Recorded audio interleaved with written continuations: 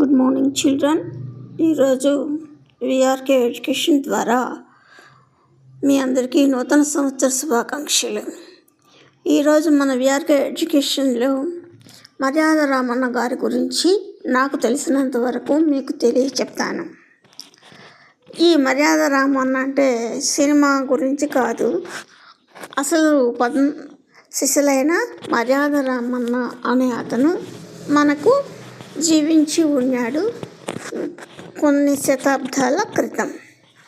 అతను ఎప్పుడు పుట్టాడు, ఏం చేస్తాడు, ఇవన్నీ మనము తెలుసుకుందాం. అతను 1400 సంవత్సరాలలోనూ పుట్టాడు. పుట్టుకతోనే ఇతను మతిస్థిమితం లేకుండా జన్మించాడు. ఈ మతిస్థిమితం లేనిది 12 సంవత్సరాల వరకు మాత్రమే. ఆ తర్వాత అతి సంపూర్ణమైనటువంటి మేధాశక్తితో అందరికీ మంచి సలహాలు ఇస్తూ ఉండేవాడు. అందరికీ తలలో నాలికలాగా మెలిగేవాడు. ఇతని తల్లిదండ్రుల పేర్లు బసవయ్య, వసుమతి. ఈయన చెప్పే కథల్లో ఒక కథ పరిచయం చేస్తున్నాను. ఒక ఊళ్ళో సుబ్బయ్య, శంకరయ్య అనే వ్యక్తులు పక్క ఇళ్లలో నివసించసాగారు. సుబ్బయ్య వ్యాపారం చేసేవాడు మరియు చాలా అహంకారం అతనికి. అతనే చాలా తెలివైన వాడు అనని భ్రమపడుతూ ఉండేవాడు. కానీ శంకరయ్య కూలీ నాలి పనులు చేసుకుంటూ ఉన్న దాంట్లో సంతృప్తిగా జీవించేవాడు. చాలా మంచివాడు. అయితే ఒకరోజు సుబ్బయ్య శంకరయ్య దగ్గరకు వచ్చి, నేను పని మీద సిరిపురం అనే గ్రామం వెళ్తున్నాను, రావడానికి 1 వారం రోజులు పట్టుతుంది.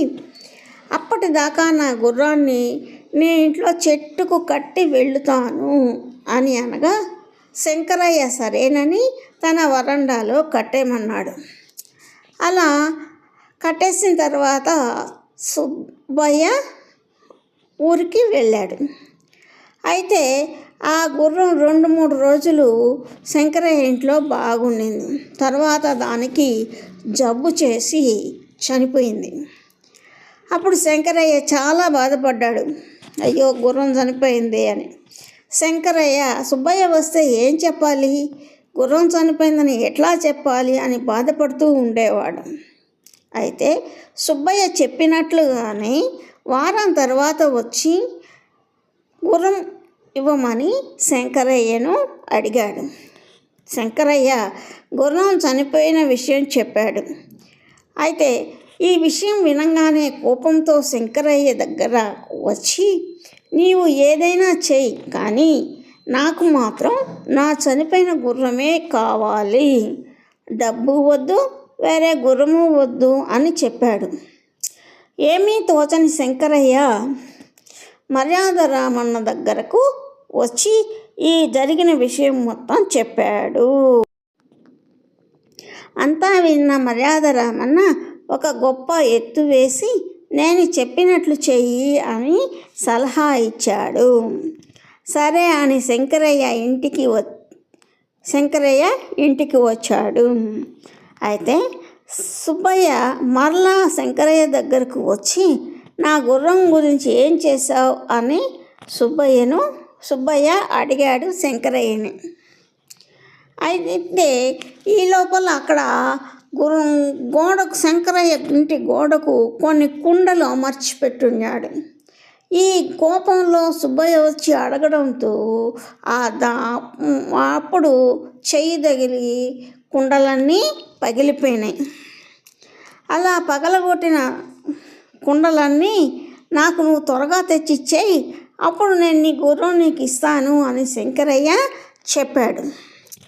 అయితే పగిలిపోయిన కుండలు ఎట్లా వస్తాయి శంకరయ్య, నీకు కావాలంటే డబ్బులు ఇస్తాను, లేదా కొత్తవి కొని తెచ్చిస్తాను అని అంటే, కాదు, నువ్వు ఏ కుండలైతే పగలగొట్టావో ఆ కుండలు నాకు తెచ్చివు అన్నాడు. ఇలా వాదులు పెరిగిపోయినాయి. ఆ నోట ఈ నోట ఈ విషయం మర్యాద రామన్నకు తెలిసింది. అప్పుడు మర్యాద రామన్న దగ్గరకు వీళ్ళిద్దరినీ తీసుకెళ్ళారు. అర్థమయ్యేటట్టు సుబ్బయ్య నా గుర్రాన్ని చనిపోయింది, శంకరయ్య దగ్గర పొరపాటున నా చేయి తగిలి కుండలు పగిలిపోయినాయి, అయినా కానీ నేను కుండలకు డబ్బులు ఇస్తానని చెప్పాను అని మర్యాద రామన్నకి చెప్పాడు. ఇలా చెప్పంగానే ఏమయ్యా సుబ్బయ్య, చనిపోయిన గుర్రం ఎక్కడైనా బతికొస్తుందా అని అడిగాడు. ఆ మాట వినగానే తను సిగ్గుతో తలదించుకొని బాధపడుతూ అప్పుడు మర్యాద రామన్నకు సారీ చెప్పాడు. ఏమయ్యా శంకరయ్య, పగిలిపోయిన కుండలు అవే ఎట్లా వస్తాయని మర్యాద రామన్న శంకరయ్యని అడిగితే శంకరయ్య కూడా తలదించుకున్నాడు. అప్పుడు ఇద్దరికీ తీర్పు చెప్పి, అయ్యా సుబ్బయ్య, నీ గుర్రానికి డబ్బులు ఎంత పడ్డాయో అనుకుంటున్నావో అంత డబ్బు శంకరయ్య కడతాడు, శంకరయ్య కుండలకు కూడా నువ్వు అమౌంట్ ఇచ్చేసేయి అని చెప్పి ఇద్దరికీ చెప్పి మంచిగా తీర్పునిచ్చి వాళ్ళిద్దరిని శాంతపరిచి ఇంటికి పంపించాడు. కాబట్టి ఈ కథలో మనము పోయినవి మనకు రావు, కానీ వాటిని సరిదిద్దుకునే అవకాశంలో మనం కొత్తవి అయినా కానీ వాడుకలోకి తీసుకోవాలి అని చెప్పి మర్యాద రామన్న తీర్పు ఇచ్చాడు. ఈ కథ మీకు నచ్చితే లైక్ చేయండి, షేర్ చేయండి, సబ్స్క్రైబ్ చేయండి.